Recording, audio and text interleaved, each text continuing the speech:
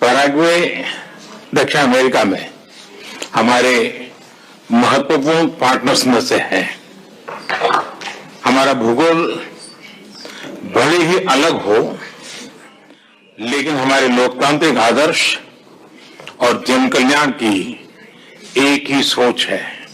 Excellency, आपकी यात्रा बहुत ही ऐतिहासिक है। दूसरी बार पैराग्वे के किसी राष्ट्रपति की भारत यात्रा हो रही है। एक्सेलेंसी, मुझे खुशी है कि आपके साथ सीनियर मंत्री, अच्छा एक बड़ा ताकतवर डेलीगेशन आपके साथ आया है। आप केवल दिल्ली नहीं बल्कि मुंबई भी जा रहे हैं। इससे आपसी संबंधों को प्रगाढ़ करने की आपकी प्रतिबद्धता बिल्कुल स्पष्ट है। मेरा विश्वास है कि आपसी सहयोग से हम साझी समृद्धि का मार्ग प्रशस्त करेंगे।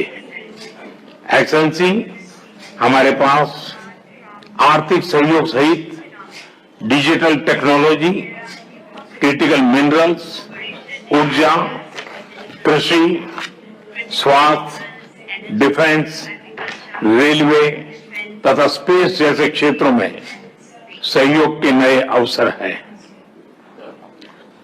मर्कोसुर के साथ हमारा प्रेफरेंशियल ट्रेड एग्रीमेंट है। हम मिलकर इसके विस्तार पर काम कर सकते हैं। एक्सेलेंसी, आतंकवाद के खिलाफ लड़ाई में भारत और पैराग्वे कंधे से कंधा मिलाकर खड़े हैं। Cyber crime, organised crime, drug trafficking जैसी साझा चुनौतियों से लड़ने के लिए सहयोग की अपार संभावनाएं हैं। एक्सेलेंसी, भारत और पैराग्वे ग्लोबल साउथ के अभिन्न अंग है। हमारी आशाओं, आकांक्षाओं और चुनौतियों में समानता है।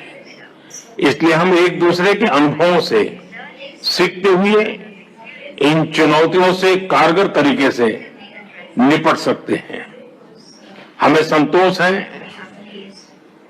कि कोविड महामारी के समय हम भारत में बनी वैक्सीन पैराग्वे के लोगों के साथ साझा कर सके।